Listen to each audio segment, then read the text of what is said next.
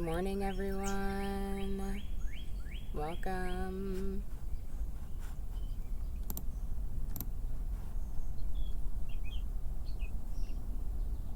Good morning, good morning, good morning.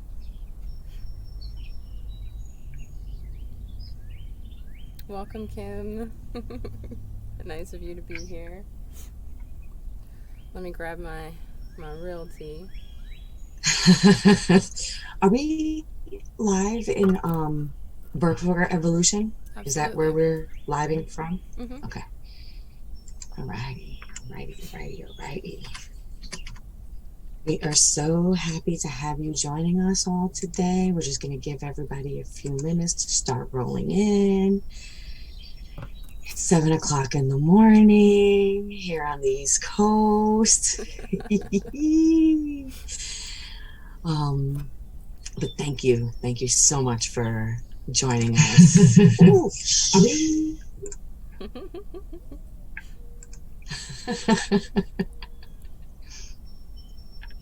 Right. Okay, there we go. I was trying to get up the side here. Yeah. What's funny is that I've been drinking cacao in the Mhm. morning. Usually I add sea moss, but this morning it is cayenne pepper.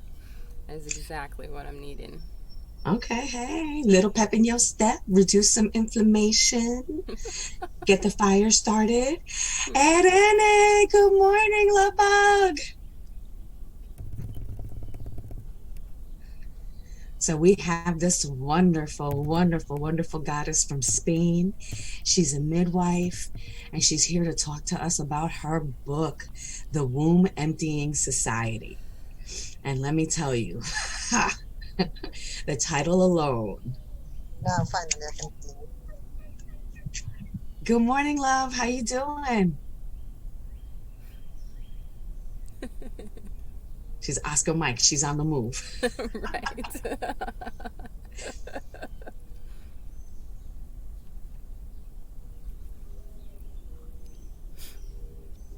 So while we're letting her get I connected, go home.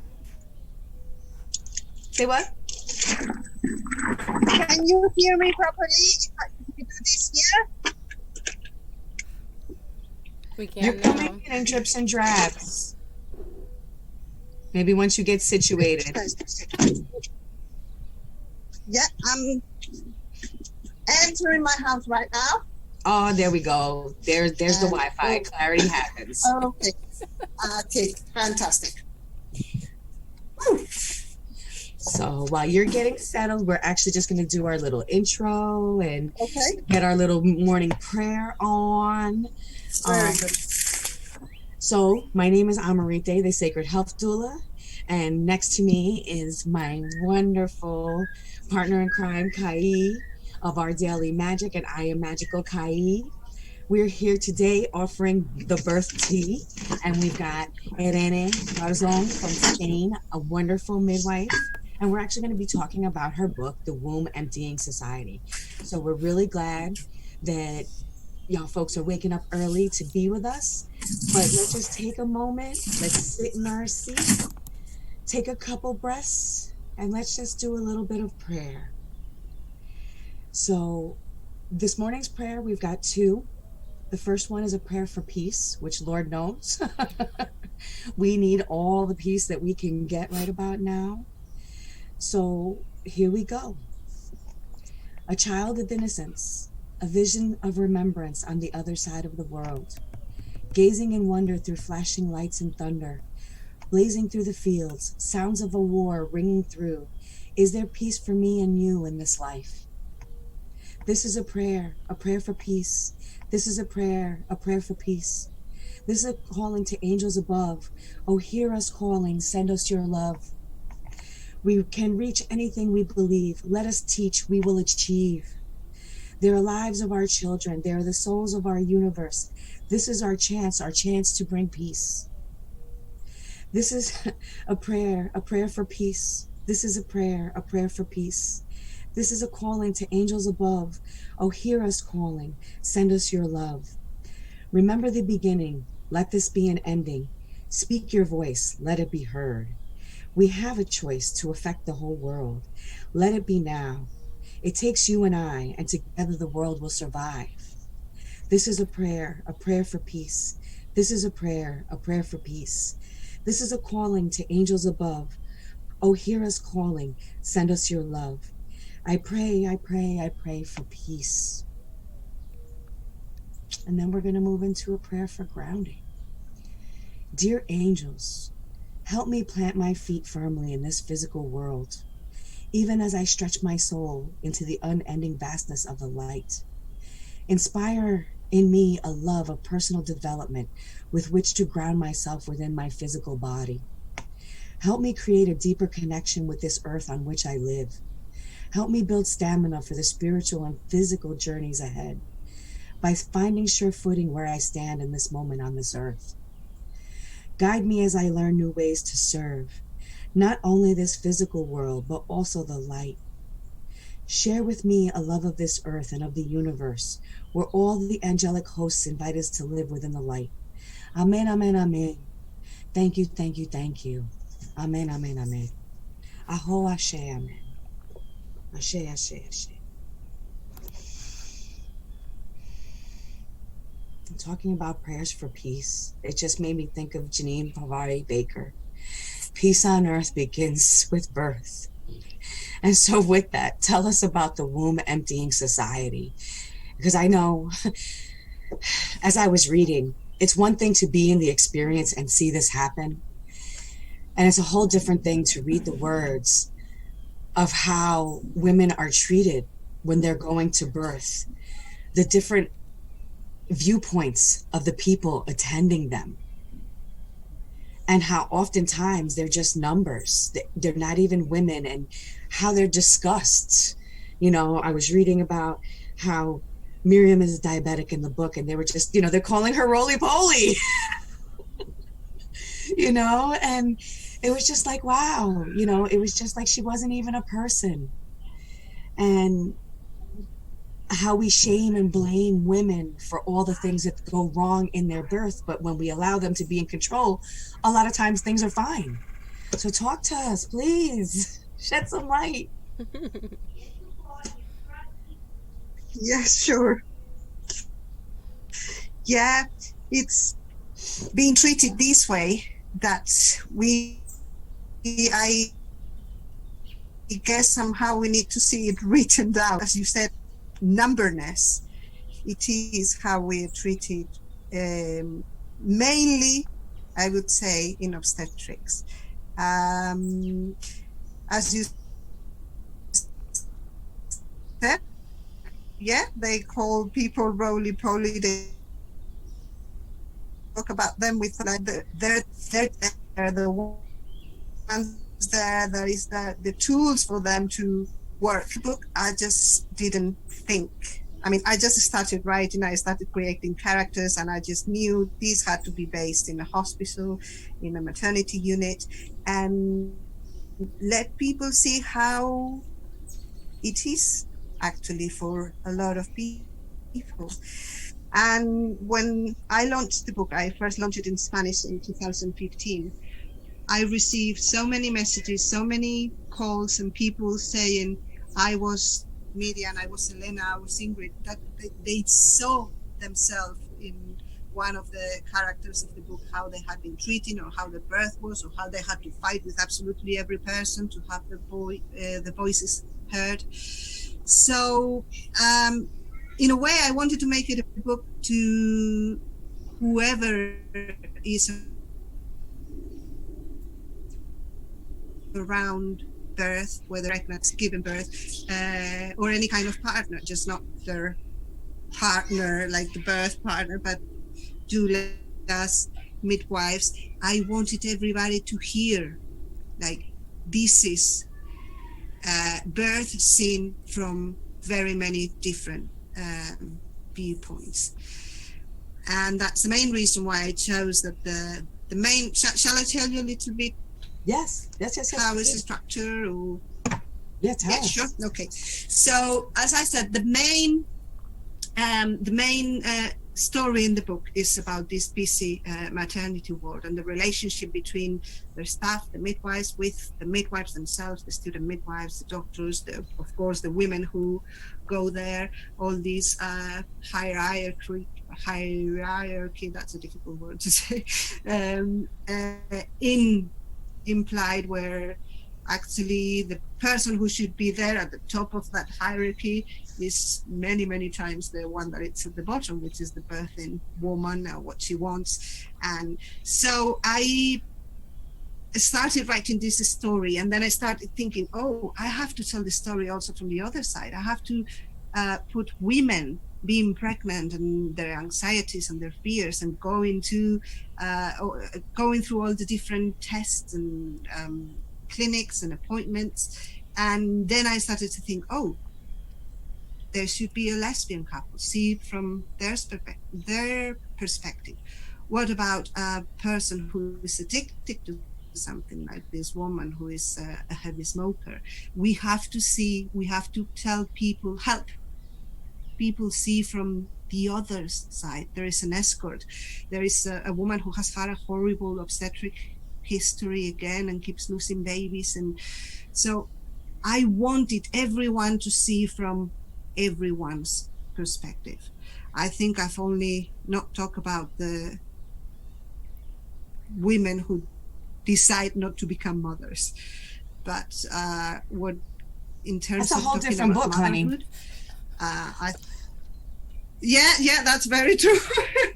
That's very true. So then I started just talking about these women and just seeing how they saw things differently. I also wanted to put like one of the couples which that they are related to the lesbian couples, so we can compare the differences between being gay and having a baby and being straight and having a baby, how they are two of them are siblings. So it's a way of put yourself on somebody else's books for a short while. And I mean, lesbian women aren't any different than regular women, except who they're partnering with. Exactly. That's it. You know, and so, you know, their bodies are the same and everything, but to be able to illustrate these different things, like one of the things was real striking is how we, you know, how they treated Raul. You know, they just like, step aside, buddy, we got this, you know, and not including him. And oftentimes where we forget that our partner in the scene, they really hold so much for the birthing, the birthing mother around us. You know, they hold such space, and when they're given the right space to support their partners, they're actually amazing, you know, and they really step into the role of the archangel.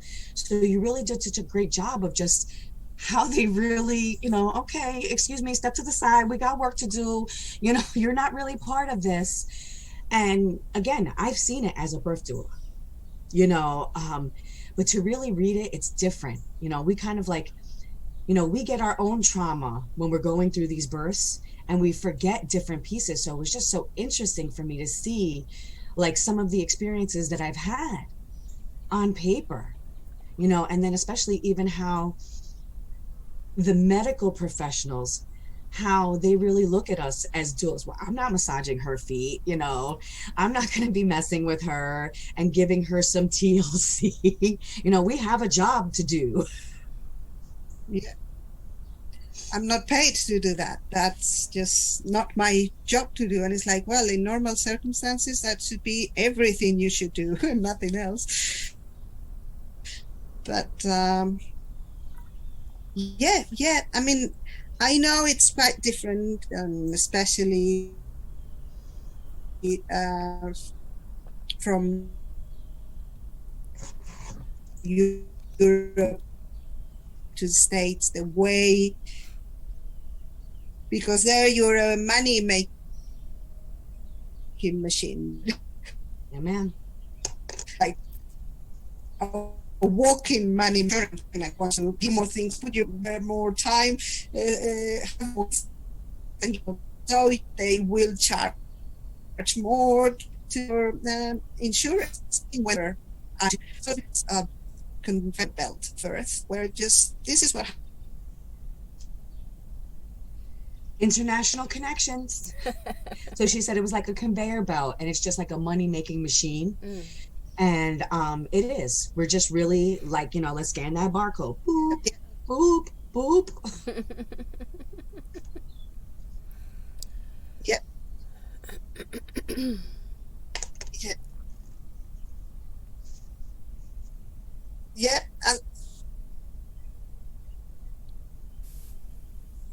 Exactly. And it cannot be that.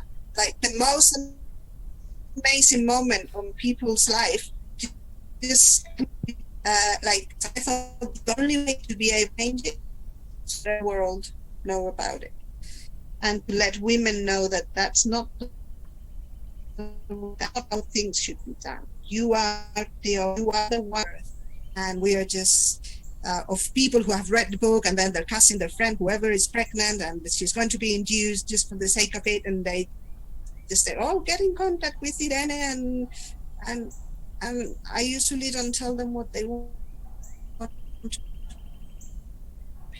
hear, because I'm not, because most they just want to comply, and they just want somebody to tell them that what they're going through, there's nothing. And I understand that somebody who is 41 weeks pregnant, it might be very late to start thinking about talking for yourself and say, no, I'm not having this.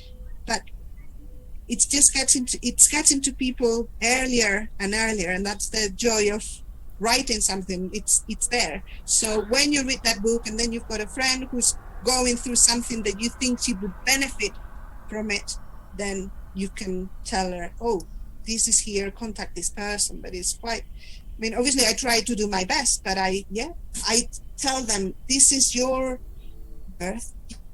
This is your chance to say, I want this, I don't want that, and you're the owner. But yeah, I understand sometimes it's a little bit late. But even I think it's a process that you have to start preparing from the very beginning. Well, it is. You have to start preparing from the beginning, but I swear, I've seen really well-read, well-versed, well-studied up moms be talked out of every decision that they've made. I was going to say, I don't like what you're going to tell me, because I knew what you were going to say exactly. It's once you're there, it's almost impossible not to, what you said, just like agree, because, well, you're in labor. You should not be thinking about anything else but just getting into it and give birth. But then, as you said, even you were convinced about this and that, you are played to be taken to their territory, to the point of, oh yeah, yes, you've done everything you could, don't worry, but I think now is the time for us to help you, or when they've just been interfering all the time. So yes, it is true. It is. Now we're going to have to think, on top of taking a doula with us to birth, to taking a lawyer at the same time. So this is what I want, and just make sure this is actually going to happen the way I want it to happen. It is. And seriously, you know, understanding birth, because I swear, women read books, and I swear, I don't know where that knowledge goes when they read them, but they forget everything that they read. So there's that. But I mean, like, I had a client in December. Actually, you know, end of December. It was like a New Year's baby. And seriously, she was 41 weeks. She was quote unquote geriatric pregnancy. You know, her bishop score was non-existent, no readiness for labor, but they induced her anyway. And this woman is a writer for Rewire magazine on, of all things, women's reproductive health. So do you think that she was boned up? Literally the week before, she saw her baby's biophysical profile, saw him, he was perfect. But by that Monday morning, her doctor was on vacation. She had a different doctor. Oh, your baby is too big. We're going to have to induce. Okay, hurry up, wait, get in here, 1 o'clock. Oh, I'm busy with another C-section. So we didn't get rocking till 4. They cervidiled that woman. They put a balloon in. They put Pitocin in over a 48-hour period. She went in 2 centimeters, and in 48 hours, they got a whole half a centimeter out of her and ended up C-sectioning her. And but Yeah, this woman knew. it's This woman knew, yeah. and they got her to change her mind. I think that's the biggest problem, and it's informative. Even if you know, it's not only letting those women know, it's those around her, is those partners to get more and more on board. I mean, I have been in a hospital with such pressure when I had one of my private clients at the very beginning, and we knew we didn't want this and that and the other thing, and the pressure is so big that the baby ended up having like 2-hourly sugar checks, and we didn't want that. But it's just, they just take their whole armament and everything, and you're just there with stone, and the other side is like, okay, might not be this, that you've already lost the battle when you go in. So I think that's the main reason. Like when I wrote the book, I just wrote it for the sake of it. Okay, I like writing. I started writing, and these stories came up. And then I thought, well, actually, let me just tell my children to shut up. It's making a lot of noise. Okay, I think you heard that. Moms. Anyway, And we're yeah. That's what we do. Exactly. Yeah. And then I said, well, this also is not only you need to know about it, but you need to understand it, and it needs to be easy for you to remember. And that's the main reason why, like, if you read this, you will learn so many things about pregnancy, about the different tests, but it was a way of, I want you to get the information, but I don't want you to read to get the information. I want you to like what you're reading, because that way you will get story. Exactly. You will get all the information, but then you will say, oh, and I learned this thing about the epidural and the side effects of the Pitocin and this. Oh, I didn't know actually we could, yeah, the epidurals, yeah. When you finish the book, it's like a parent craft that you've got there, apart from all the stories and this person connected to the other and how the different people meet during the book, and who meets whom and who is whom. And I think that's the difference. Most of the books about pregnancy and birth, as you said, are textbooks, and I didn't want a textbook. I wanted a story. I wanted something that people feel connected to. Exactly, connected to, and then you feel connected to this person or the other, or, oh, this midwife, I think I don't like her. I don't know yet why I don't like her, and then the role starts, or the character keeps developing, or the same, you get your first impression, oh, I think this midwife or this person is great, and then it carries on, and yet you just learn everything that is supposed to be in a textbook. You will learn that, but on top of that, you just learn it, enjoy it as you go reading. You can already see like Anna and Cecilia have different styles already, you know, and as they start developing, and it slowly you get to see who they are and how they roll. yeah. And you have the one that, Flower Power, you'll meet her, you'll know who Flower Power is. She's the one with the natural births. Yeah, exactly. Yeah. Flower Power. Yeah. Seriously, I think that, oftentimes, moms are really looking for a way to do the work, but the parts that are left out is how your body works. We don't cover physiology and anatomy and say, okay, this is how it goes. And this is what we're looking for. And this is how we end up in the hospital too early.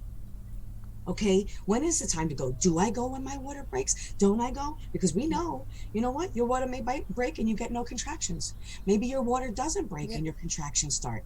And so it's funny because we have these birth parameters, but as soon as you don't fit those birth parameters, now it's an issue. But what about allowing this mother to have her normal? What's her normal? Yeah. And we don't get to see that. We don't get to allow her to be in a space to find out what her normal is. Her birth is coached and managed from end to end. So how do we get into a place where I we see always something different? I was I was going to say, I always say to women who ask me, if in doubt, it means it's too early. So when you have to go to the hospital, there is no, should I go to the hospital? So if you have doubts, that means no, stay at home. It's just very, very clear. And that also is for when you're in the hospital. If in doubt with any of the things they are saying, you can always say no and you can go home. You will have to sign here or there. Okay, give me the pen. Where do I have to sign? But if in doubt, no. That's my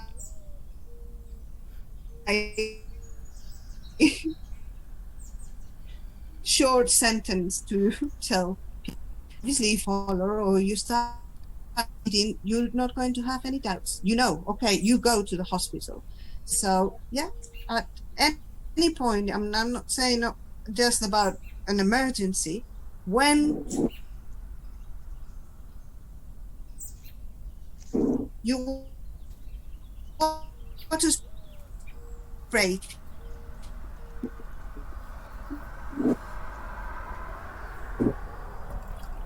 they look clear. There's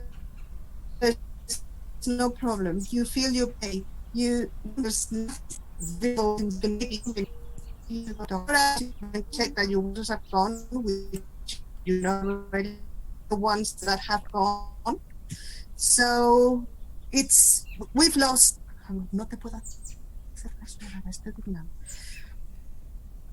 We've lost how valuable our knowledge of who we are and how we feel and what Wisdoms. we have.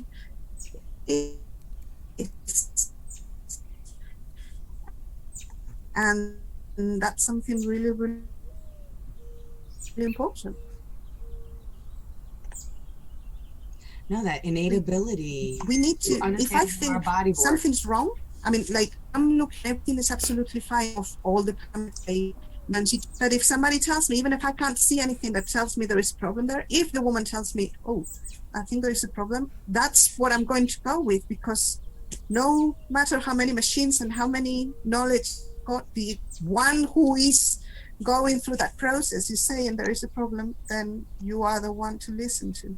And I have to be super, super alert because you're telling me there's a problem.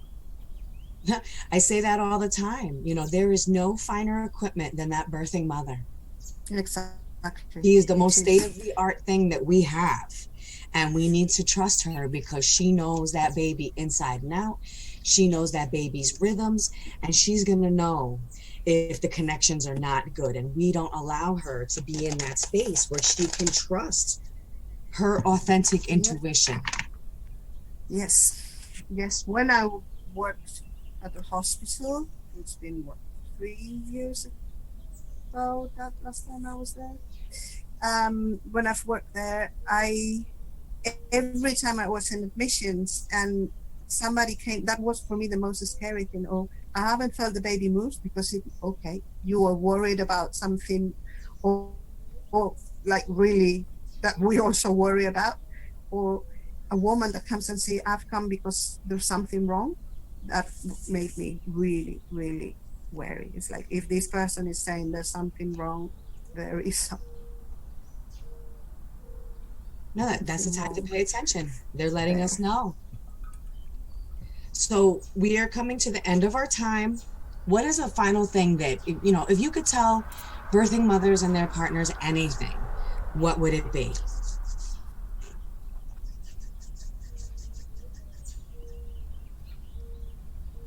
International internet signal. Across the pond. We're waiting to connect. Exactly. Okay.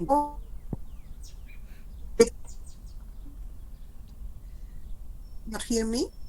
Your the connection is really wonky, bumming. Okay. Want to hear what you have to I'm say. sorry. Let me just. One moment. Voy a apagar eso. Necesito un minuto solamente. Vale, ahora voy.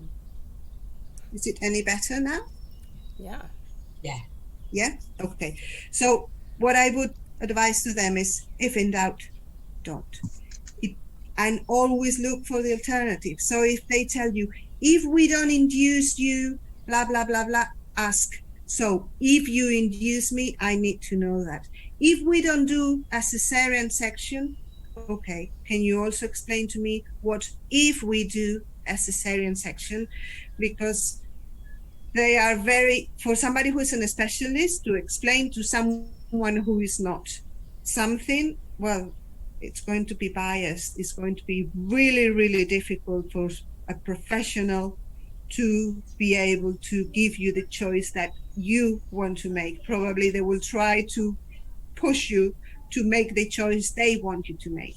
So there's never too late. And if you're not sure, and this, whatever it is, you're not liking it, they're telling you take the baby to the neonatal unit and you see there's no reason for it, I mean, you can always say no. So we're gonna have to do a whole book on that, how women can say no to their providers. Yeah, that's I'm copying that down, Maritday. I'm just for the next book. That's a very good idea. 101, how to say no. Exactly. Very good one. So thank you so much for Irene for being with us today. Yes. Thank you. My pleasure. We are honored to have you as part of our crew. We're going to make sure that we promote your book. Everyone really should read it, even just as a basic primer on what goes down, and again, not a textbook. This is a story, and we are storytellers, story listeners, and we learn through oral tradition. And it's really important to share the stories, but not just how it goes down bad, but how it goes down good too, when you have the right team. Exactly. Okay. Exactly. I think that's the most important You'll be able part. to see that also in the book too. There are a lot of beautiful stories also there. So I would say come and follow me in Facebook. At the page is the Women Teen Society, and you might just have a look and see if that's for you. I put a little information about it, and you might just see, and I'm sure you will fall in love with it as I have. No, I'm loving it as well. Like I said, we're going to be promoting it. Thank you so much for being with us today, and just be well, be safe, and keep doing what you do, helping those mamas. Thank you, Maritday. Thank you, Kai. It's been a pleasure again. One more. Thank you. Looking forward to talking to you again. Yes, we will. Thank you. Bye. Bye. So again, we always have these amazing people come on our show. Birth Tea, we're going to be doing it every Tuesday at 7 a.m. We're going to be featuring different people. Sometimes it's just going to be me and Kai with our magical selves having conversations. It's always a little bit of woman power, a little bit of magic, a little bit of angels, calling in our ancestors, because again, when we're disconnected from our ancestors, we're not getting our guidance, right? And we really want to be tuned in. And so on that note, I got this really, really, really bomber tarot deck. And anybody who knows me knows that I'm an herbalist. So it's called the Herbal Crafters Tarot. So this weekend, I took a chill day and I went up to one of our watering holes, and you'll be able to see on Instagram where I was. And so little Lady Yarrow was up there just going mad in her mountain self. She's so cute. Right? And who decided that she wants to be our card for today? Oh, wow. So she is the Ace of Air. Okay. Miss Yarrow, Ace of Air. Okay. Makes sense. And what they have to say about Lady Yarrow.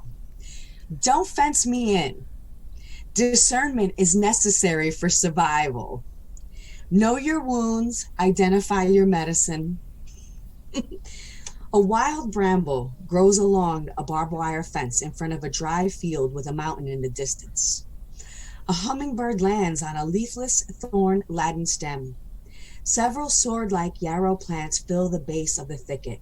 The feathery leaves bend with a warm summer breeze, and the crisp white flowers reach beyond the boundary. The first seeds of a new idea can be found just outside your front door. Take a fresh look at an ancient calling from spirit. Though it is a common weed, yarrow often goes unnoticed. Inspiration is close, yet you may have overlooked it as ordinary or not valuable enough. Use discernment and reasoning to see clearly. It is important to positively identify yarrow because lookalikes can be deadly. So yeah. Set feelings aside and follow the truth. Start with what you already know. Seek visions from your ancestors. So then this cool little deck, it talks about crafting with the Ace of Air, so crafting with yarrow, okay? The Latin name for yarrow comes from the myth of Achilles.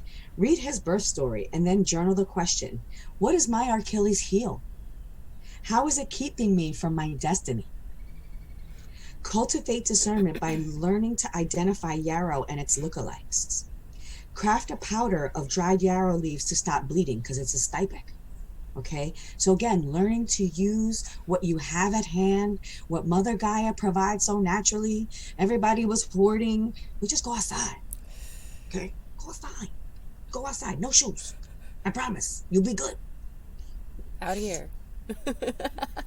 Use it in a magical practice to heal wounds that cut to the bone. So again, that's not just you actually have to get physically cut. How many times has somebody's words cut you to the bone? You know, so you can take a little of that powder, you know, maybe put it on your heart. Okay, because we're going to heal that feeling of being cut to the bone. Energetic magic, energetic medicine is amazing. Okay, and we've got to learn how to use it. And so, yeah, so let's learn to work with yarrow and just, you know, kind of understanding about aces. The ace cards feature herbs most of us know as weeds, right? In this deck. Found easily in nature, they're not usually cultivated intentionally, but eradicated. They are ancient medicine with a long history of use and will often be the first plants we meet as beginning herbalists. They are referred to as dooryard herbs. So they are found right at our doorsteps. They are the gateways into the world of herb craft. So like I said, in this particular deck, they're the aces. Or, well, yeah, the aces. And so, you know, get to learn your natural world. You know, connect back in because that's where our ancestors live. You know, I'm on this kick where we're into elementals, baby. We're elementals, and we are because we're earth, fire, water, air. You know, and as we recycle and come back, you know, we are part of all the elements that it creates to create the stars, the earth, the everything. So we have that magic within. Be that magic. Bring that magic every day, our daily magic. Thank you for coming to Birth Tea. We hope to see you next week. Join us. Thank you, everyone. Take care.